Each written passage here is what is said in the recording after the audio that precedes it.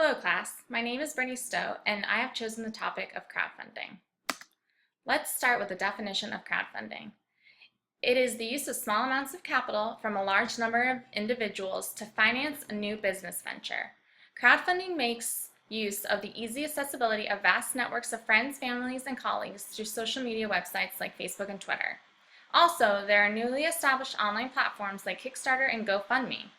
Crowdfunding has the potential to increase entrepreneurship by expanding the pool of investors from whom funds can be raised beyond the traditional circle of owners, relatives, and venture capitalists.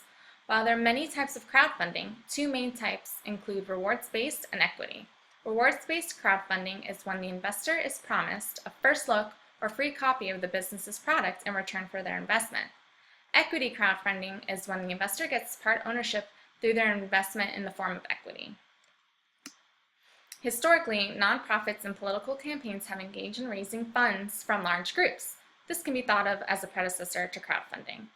These investors, or people who donate, do not see any direct return.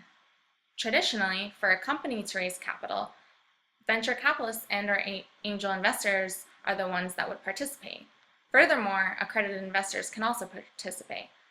These accredited investors are individuals who have a certain level of assets and income. Crowdfunding has become a phenomenon in recent years.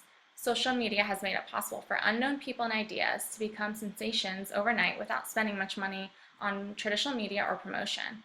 Although rewards-based crowdfunding has been allowed in recent years on sites like Kickstarter and GoFundMe, entrepreneurs are also looking to seek out equity funding on these social platforms. Obama passed the Jobs Act in 2012. It stands for Jumpstart Our Business Startups Act. This act eases regulatory restrictions for new businesses to make it easier for startups to get established. Title II of the Jobs Act was the first portion of equity crowdfunding laws implemented in September of 2013. This portion of the equity crowdfunding allows for public advertising of fundraising. However, it restricted the right to invest to accredited investors only. In the first year, this new capital market raised an estimated $250 million publicly online. Title III of the Jobs Act, which is the part of the legislation that is aimed to allow everyday citizens or non-accredited investors to invest through equity crowdfunding. This title is still pending SEC approval. Title IV is also known as the Regulation A+. This would allow non-accredited investors that are broken up into two tiers to allow companies to raise up to $20 million or to $50 million. Regulation A+ broadens the definition of qualified investors to include non-accredited investors. However, there is a clear cap on how much they can invest. Non-accredited investors can invest a maximum of 10% of their income or net worth per year, protecting these often less experienced investors. There are many pros and cons to crowdfunding. First, a pro is that crowdfunding allows the opening up of fundraising market for entrepreneurs. These entrepreneurs and small businesses are now able to advertise their startups with an audience they would not normally be able to reach. This could lead to economic benefits since more small businesses are able to raise funds easier than traditional methods. Some cons include that due to the Jobs Act, there are softer regulations that could lead to fraud.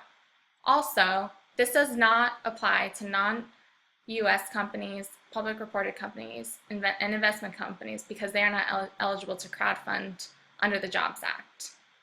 Furthermore, non-accredited investors might not know the appropriate ways to invest their money. There are caps to the funds raised by entrepreneurs through these non-accredited individuals. Also, small businesses do have high failure rates, which can lead to the wastes of millions and millions of investment dollars. So what is the future of crowdfunding? Should the SEC pass the Title III of the Jobs Act that would allow equity funding to the general public? What other pros do you see from allowing equity crowdfunding to the public? Conversely, what other cons do you see from allowing equity crowdfunding to the public? Also, Do you have any recommendations for the SEC to help manage and/or regulate non-accredited individuals? Thank you.